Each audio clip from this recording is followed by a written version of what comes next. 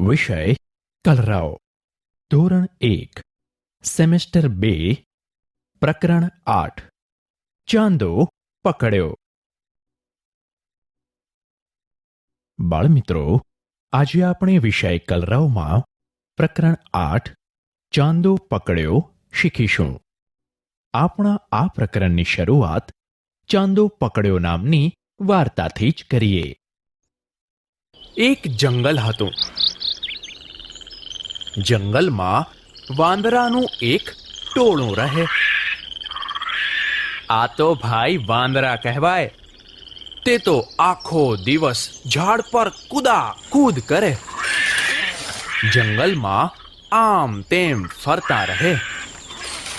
ફળો ખાઈ પેટ ભરે. ટોળામાં થોડા બચ્ચા હતા. બચ્ચા તો બસ તોફાન જ કરે. અને એ પણ કેવા તોફાન ખબર છે? ડાળી પર ઊંધા લટકે, એકબીજાની પૂંછડી ખેંચે, એકબીજાને ટપલી મારે, હુપા હૂપ કરી મૂકે. અંધારું થાય તો પણ જંપે નહીં. વાંદરા કોનું નામ કીધું? એક દિવસની વાત છે. ચાંદની રાત હતી. તળાવને કાંઠે એક ઝાડ હતું. ઝાડ પર બધા વાંદરા ઊંઘતા હતા. એક તોફાની બચ્ચું જાગતું હતું. એણે તળાવમાં ગોળ મોટો ચાંદો જોયો. એણે બીજા બચ્ચાને ધીમેથી જગાડ્યા. બધાને થયું કે આ તો મોટું ફળ, પણ એને બહાર કાઢવું કઈ રીતે? એક બચ્ચાને યુક્તિ સૂજી. તે ઝાડની ડાળી પકડીને લટક્યું. તેની પૂંછડી પકડી બીજું બચ્ચું લટક્યું. આમ એક પછી એક પૂંછડી પકડીને લટકવા લાગ્યા. છેલ્લું બચ્ચું તો પાણી સુધી પહોંચ્યું. તે ચાંદાને પકડે તે પહેલા ઉપરના બચ્ચાની હાથની પકડ છૂટી ગઈ. બધા જ ધબાક કરતા પાણીમાં પડ્યા.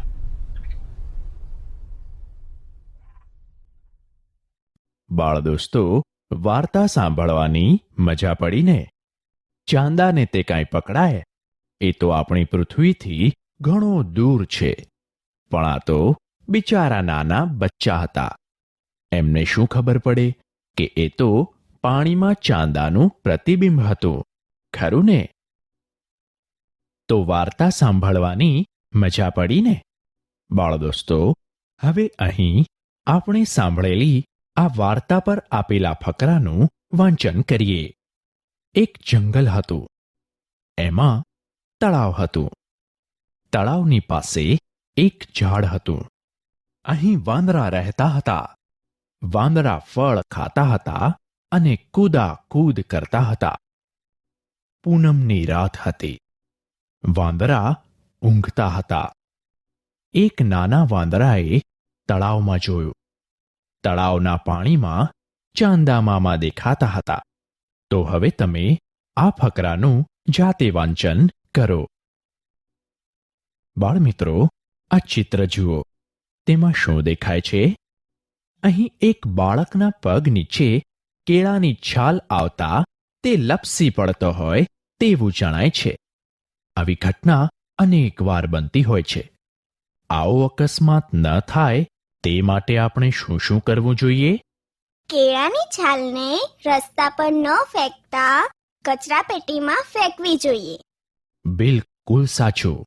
આવા અકસ્માત સિવાય પણ બીજા અનેક પ્રકારના અકસ્માતો બનતા હોય છે. જેમ કે વાહન અકસ્માત, પાણીમાં ડૂબી જવું, ઇલેક્ટ્રિક શોક લાગવો, ગેસ ગળતર થવો વગેરે. તે સિવાય કુદરતી આપત્તિઓ આવતા પણ અનેક પ્રકારની દુર્ઘટનાઓ બનતી હોય છે. આ બધાથી બચવા આપણે કેટલીક સલામતી રાખવી જોઈએ. તો ચાલો આપણે હવે આપત્તિ, અકસ્માત અને સલામતી વિશે કેટલીક જાણકારી મેળવીએ. બાળમિત્રો, વિશ્વમાં કુદરતી આપત્તિઓ કે કુદરતી આફતો અવારનવાર આવતી હોય છે. અહીં કેટલીક આપત્તિઓ જેવી કે પૂર, દુષ્કાળ અને ધરતીકંપના ચિત્રો છે. આ આફતો સામે આપણે આટલી સાવચેતી રાખવી જોઈએ. જેમ કે પૂર આવવાની સૂચના મળવાથી ઉપરવાસના ભાગમાં ચાલ્યા જવું. દુષ્કાળ જેવી પરિસ્થિતિમાં ખેતી અને પીવાના પાણીનો કરકસરપૂર્વક ઉપયોગ કરવો જોઈએ. વરસાદી પાણીનો સંગ્રહ કરવો. ધરતીકંપ વખતે ધરતી હલતી હોય તેવું લાગે ત્યારે ઘરના ખૂણામાં ઊભા રહેવું અથવા ઘરની બહાર ખુલ્લામાં જતા રહેવું. વાવાઝોડા વખતે વૃક્ષ કે વીજળીના થાંભલા પાસે ઊભા ન રહેવું.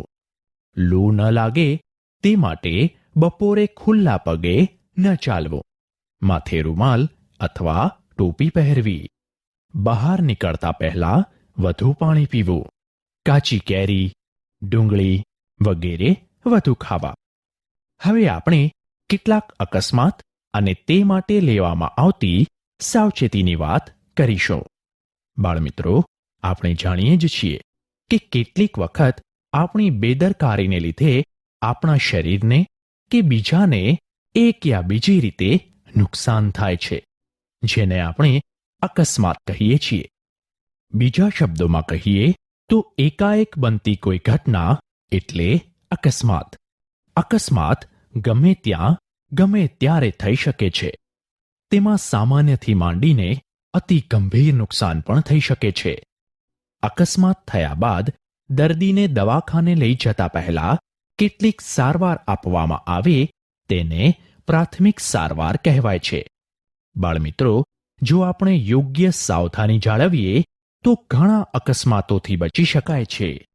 જેમ કે દાઝી જવાય તેવી વસ્તુઓને સાધનની મદદથી જ પકડવી. અગ્નિ પાસે સાવધાનીથી જવું, બેસવું કે ઊભા રહેવું. ભીના હાથે સ્વિચ ચાલુ બંધ કરતા વીજળીનો આંચકો લાગે છે. તેથી વીજળીથી ચાલતા ઉપકરણો અને સાધનોને ભીના હાથે ન અડવું. વીજળીના ખુલ્લા તારને અડકવું નહીં. અજાણ્યા જળાશયોમાં નહાવા ન પડવું. નદીના ઘાટ કે તળાવના કિનારે ચીકણી અને લપસણી જગ્યાએ સંભાળીને ચાલવું. કૂવા કાંઠે, નદી કાંઠે કે દરિયા કાંઠે સંભાળીને બેસવું. જંગલ ઝાડીમાં કે મોટા ઘાસમાં જતી વખતે રસ્તા પર નજર કરતા રહેવું. તો હવે તમે સમજી ગયા ને કે અકસ્માતો કે કુદરતી આપત્તિઓથી બચવા આપણે શું શું કરવું જોઈએ? તો બાળમિત્રો, હવે તમને આપત્તિ, અકસ્માત અને સલામતી વિશે ખૂબ જાણકારી મળી ગઈ, ખરું ને? તો હવે આ અહીં આપેલા ચિત્રમાં રંગપૂરણી કરવાની છે, તો તમને મનપસંદ રંગો આ ચિત્રમાં પૂરો. બાળકો, હવે તમને આ ચિત્રમાં દેખાય છે તેવો અકસ્માત ક્યારે થાય અને તે ન થાય તે માટે શું કાળજી લેવી જોઈએ એ તો તમને ખબર પડી જ ગઈ છે. તો હવે અહીં આપેલી ખાલી જગ્યાઓમાં આ ચિત્ર આધારિત 2-3 વાક્યો લખો. બાળમિત્રો, તમને રમત રમવી તો ગમે છે ને? તો ચાલો આજે વર્ગખંડની એક રમત રમતા શીખીએ. આ રમત માટે અહીં કેટલાક મૂળાક્ષરો આપેલા છે. આ મૂળાક્ષરો છે જ, ડ, મ અને ળ. હવે તમારે આ મૂળાક્ષરોથી એવા શબ્દો બનાવવાના છે કે જેમાં આ મૂળાક્ષરો શબ્દોની શરૂઆતમાં, વચ્ચે કે અંતમાં આવે. ત્યારબાદ તે શોધેલા શબ્દોને અહીં કોષ્ટકમાં લખવાના છે. જેમ કે જ મૂળાક્ષર પરથી શબ્દ બને જલેબી, તો અહીં જની નીચેના ખાનામાં લખાશે જલેબી. ત્યારબાદ ડ મૂળાક્ષરથી શબ્દ બનશે ઝાડ. અહીં ડ મૂળાક્ષર શબ્દના અંતમાં આવ્યો છે. હવે અહીં ડની નીચે લખીએ ઝાડ. તે જ પ્રમાણે મ મૂળાક્ષરથી બનાવીએ મનન શબ્દ અને તેને અહીં મની નીચે લખીએ. ત્યારબાદ ળ મૂળાક્ષર વડે બનશે ટોળું. અહીં ળ શબ્દ અંતમાં છે, તો અહીં લખાશે ટોળું. હજુ વધુ ઉદાહરણ જોઈએ તો જ મૂળાક્ષરથી બને સમજ, ડ મૂળાક્ષરથી બને ડાળ, મ મૂળાક્ષરથી બને ગામ અને ળ મૂળાક્ષરથી બને તળાવ. તો હવે તમે આ પ્રમાણે બધા મૂળાક્ષરોનો ઉપયોગ કરી તેમનાથી બનતા શબ્દો યોગ્ય ખાનામાં લખો. બાળમિત્રો, અહીંયા એક વિભાગમાં શબ્દો આપેલા છે. પ્રથમ તેમનું વાંચન કરવાનું છે, ત્યારબાદ તે શબ્દોમાં ઉદાહરણ મુજબ ફેરફાર કરી નવો શબ્દ બનાવવાનો છે. જેમ કે અહીં પ્રથમ શબ્દ છે ખેંચ, તો તેમાં ફેરફાર કરી નવો શબ્દ બને ખેંચા ખેંચ. તો આ જ પ્રમાણે હવે બાકીના શબ્દો વાંચતા જઈએ અને તેમાં ફેરફાર કરી નવા શબ્દો બનાવતા જઈએ. જેમ કે બૂમ, તો નવો શબ્દ બને બૂમાબૂમ. હૂપ, તો નવો શબ્દ બને હૂપા હૂપ. ચીસ, તો નવો શબ્દ બને ચીસા ચીસ. તો આ પ્રમાણે હવે તમે આ બધા શબ્દોનું વાંચન કરી સુંદર અક્ષરે લેખન પણ કરો. બાળ દોસ્તો, હવે અહીં કોયડો ઉકેલવાનો છે, જેમાં આપણે અહીં આપેલા શબ્દોના સરખા પ્રાસવાળા એટલે કે સરખા ઉચ્ચારવાળા શબ્દો શોધવાના છે. ત્યારબાદ તે શબ્દોની બાજુમાં આપેલા વર્તુળમાં એક સરખી નિશાની કરી તેમની જોડ બનાવવાની છે. આ રીતે બનતી બધી જોડોમાં જુદી જુદી નિશાની કરવાની છે. પ્રથમ આ વિભાગના શબ્દો વાંચીએ. જંગલ, બિલ્લી, ગપ્પુ, ફરતા, આંખો, ખિસ્સું, ઝાડ અને વસ્તી. હવે આ સામેના વિભાગમાં છે ચપ્પુ, હરતા, મંગલ, લીસુ, ગિલ્લી, પાંખો, સસ્તી અને વાડ. હવે આ પ્રથમ શબ્દ જંગલ જેવો જ ઉચ્ચાર ધરાવતો શબ્દ આ સામેના વિભાગમાં શોધીએ. તો અહીં છે મંગલ. જુઓ, જંગલ, મંગલ બંનેનો ઉચ્ચાર સરખો જ છે ને? તેથી આ બંને સરખા પ્રાસવાળા શબ્દો કહેવાય. હવે જંગલની બાજુના વર્તુળમાં આવી નિશાની કરીએ તો સામે મંગલની બાજુના વર્તુળમાં પણ આવી જ નિશાની થશે. તો આમ આપણે સરખા પ્રાસવાળા શબ્દની જોડ બનાવી. તે જ પ્રમાણે બીજો શબ્દ છે બિલ્લી. તો બિલ્લી જેવો જ ઉચ્ચાર સામેના વિભાગમાં ગિલ્લીનો છે. તો અહીં સરખા ઉચ્ચારવાળા શબ્દો થયા બિલ્લી અને ગિલ્લી. તો બંને શબ્દોની બાજુના વર્તુળમાં એક સરખી આવી નિશાની કરીએ. આમ તમે હવે બાકીના સરખા પ્રાસવાળા શબ્દો શોધો અને તેમાં સરખી નિશાનીઓ કરી તેમની જોડ બનાવો. બાળમિત્રો, ચાલો વધુ એક કોયડા ઉકેલની પ્રવૃત્તિ કરીએ. અહીં કેટલાક વાક્યો આપેલા છે, પણ તેમના શબ્દો આડાઅવળા થઈ ગયેલા છે. તમારે આ શબ્દોને યોગ્ય રીતે ગોઠવવાના છે અને સાચા વાક્યો બનાવી નીચે આપેલી ખાલી જગ્યામાં લખવાના છે. જેમ કે આ પહેલું વાક્ય છે માછલી 4 પાણીમાં. હવે અહીં શબ્દોને યોગ્ય ક્રમમાં ગોઠવીને કયું વાક્ય બને? 4 માછલી પાણીમાં છે. પાણીમાં 4 માછલી છે. તમારા બંનેનો જવાબ સાચો છે. આ બંને વાક્યોમાંથી તમે કોઈ પણ વાક્ય લખી શકો છો. તો અહીં લખીએ પાણીમાં 4 માછલી છે. હવે આ બીજું વાક્ય જોઈએ. 20 છે બગીચામાં ઝાડ. તો સાચું વાક્ય શું બનશે? 20 ઝાડ બગીચામાં છે. બગીચામાં 20 ઝાડ છે. ખૂબ સરસ. તો અહીં લખીએ બગીચામાં 20 ઝાડ છે. હવે છે વરસાદ ખૂબ છે વરસે. હવે અહીં વાક્ય શું બનશે? વરસાદ ખૂબ વરસે છે. ખૂબ સરસ. હવે છે ગમે છે ભણવું મને ખૂબ. તો વાક્ય શું બને? મને ભણવું ખૂબ ગમે છે. ખૂબ સરસ.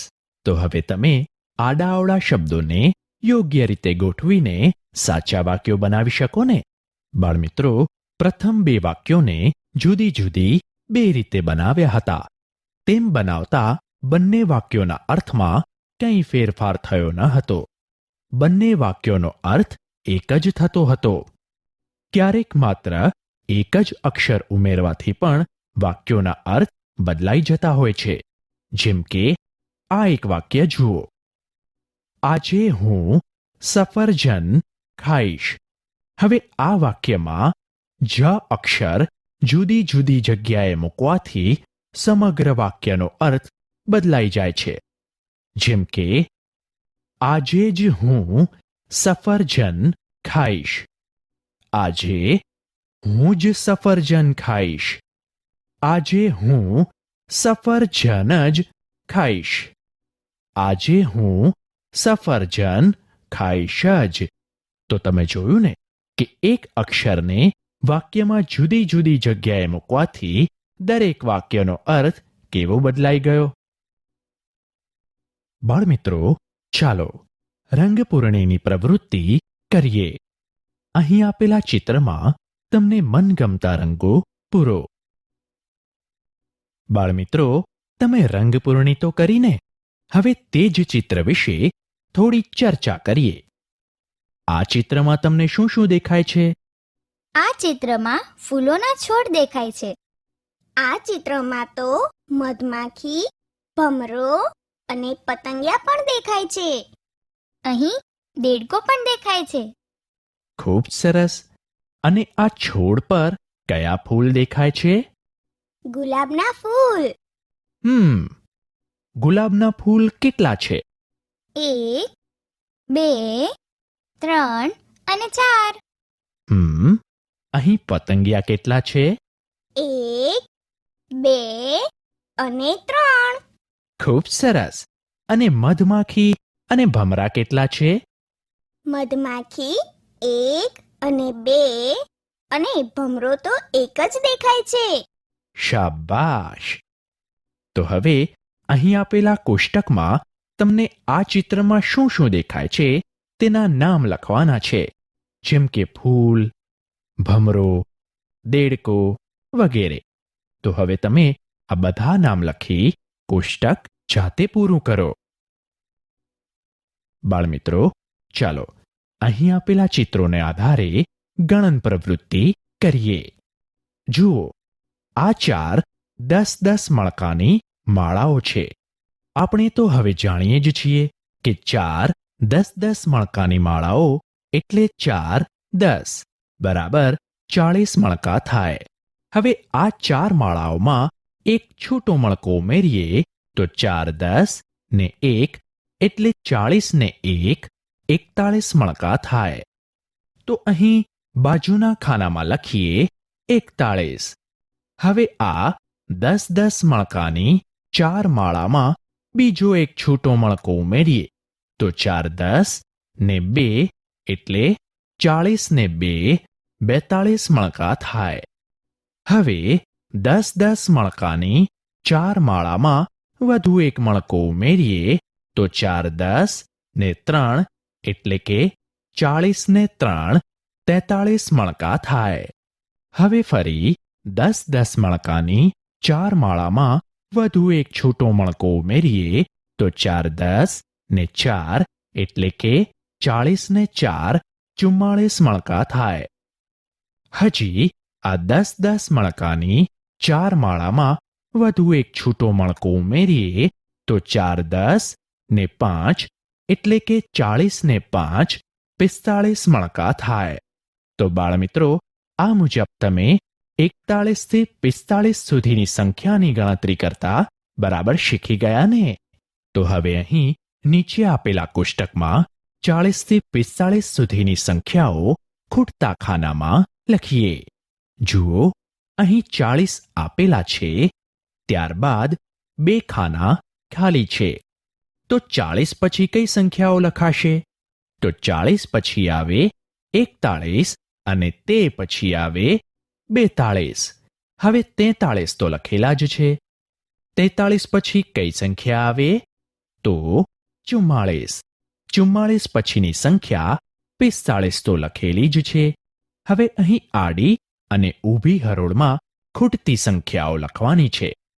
સૌપ્રથમ આ ઊભી હરોળ જોઈએ, જેમાં સૌથી પહેલા 43 સંખ્યા લખેલી છે અને ત્યાર પછી 3 ખાના ખાલી છે અને છેલ્લે 39 સંખ્યા લખેલી છે. આનો અર્થ એ થયો કે આપણે અહીં ઉલટા ક્રમમાં સંખ્યાઓ લખવાની છે. તો સૌપ્રથમ આપણે 43ની તરત પહેલાની સંખ્યા 42 લખીશું. પછી 42 પહેલાની સંખ્યા 41 અને 41ની પહેલાની સંખ્યા 40 લખીશું.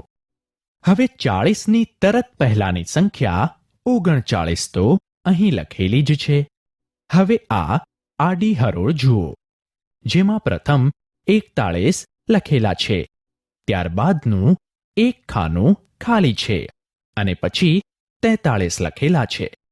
આનો અર્થ એ થાય કે આપણે 41 અને 43ની વચ્ચેની સંખ્યા લખવાની છે.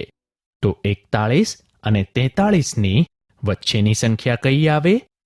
તો 42. ખરું ને? તો બાળમિત્રો, આ જ પ્રમાણે હવે તમે અહીં આપેલા આવા બીજા ઊભા અને આડા કોષ્ટકમાં ખૂટતી સંખ્યાઓ લખો. ત્યારબાદ અહીં આપેલા જોકરના ચિત્રમાં તેની ટોપીમાં આપેલા વર્તુળમાં 41 થી 45 સુધીની સંખ્યાઓ લખો. બાળમિત્રો, આપણે અગાઉ 41 થી 45 સુધીની સંખ્યાઓ શીખી ગયા. હવે 45 પછીની સંખ્યાઓ શીખીએ. જુઓ, અહીં 10-10 મણકાની 4 માળાઓ છે. તેમાં 1, 2, 3, 4, 5 અને 6 છૂટા મણકા ઉમેરીએ તો 4 10 ને 6 એટલે કે 40 ને 6 46 મણકા થાય. તો અહીં લખીએ 46. હવે આ 10-10 મણકાની 4 માળામાં 7 છૂટા મણકા ઉમેરીએ તો 4 10 ને 7 એટલે કે 40 ને 7 47 મણકા થાય. હવે આ 10-10 મણકાની 4 માળામાં 8 છૂટા મણકા ઉમેરીએ તો 4 10 ને 8 એટલે કે 48 મણકા થાય. હવે આ 10-10 મણકાની 4 માળામાં 9 છૂટા મણકા ઉમેરીએ તો 4 10 ને 9 એટલે કે 40 ને 9 49 મણકા થાય. હવે આ 10-10 મણકાની 4 માળામાં 10 છૂટા મણકા ઉમેરીએ તો 4 10 ને 10 એટલે કે 40 ને 10 50 મણકા થાય. તો આમ હવે તમે 46 થી 50 સુધીની સંખ્યાઓ ગણી શકો ને? ચાલો અહીં મેદાનની રમત રમવાની છે. આ રમતમાં આપણે 10 થી 50 સુધીના અંકો જુદી રીતે બોલીશું. આ રમત શરૂ કરનાર વિદ્યાર્થી 1 બોલશે, ત્યારબાદનો વિદ્યાર્થી 2, પછીનો વિદ્યાર્થી 3, એમ 50 સુધીના અંકો બોલવાના છે. 50 બોલાઈ ગયા પછી ફરીથી 1 થી અંકો બોલવા. હવે આ જ રમતને થોડી જુદી રીતે રમતા શીખીએ. અહીં જે સંખ્યાઓમાં 1 અંક આવે ત્યાં તે વિદ્યાર્થીએ એ સંખ્યા ના બોલતા ગાંધીજી બોલવું. જેમ કે પ્રથમ વિદ્યાર્થીએ 1 અંકથી રમત શરૂ કરવાની છે, પરંતુ તે અહીં 1 ને બદલે ગાંધીજી બોલશે. ત્યારબાદનો વિદ્યાર્થી 2, પછી 3, એમ રમત આગળ ચાલશે.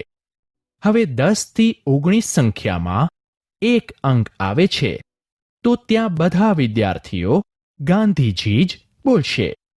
પછી 20 સંખ્યા બોલાશે. આમ રમત આગળ ચાલતી રહેશે. તો આ રમત રમવાની મજા પડે ને? તો હવે તમારા શિક્ષક કહે ત્યારે આ રમત રમો. બાળમિત્રો, હવે અહીં આપેલી સંખ્યા પટ્ટીમાં ખૂટતી સંખ્યાઓ લખવાની છે. જેમ કે અહીં 39 સંખ્યા લખેલી છે.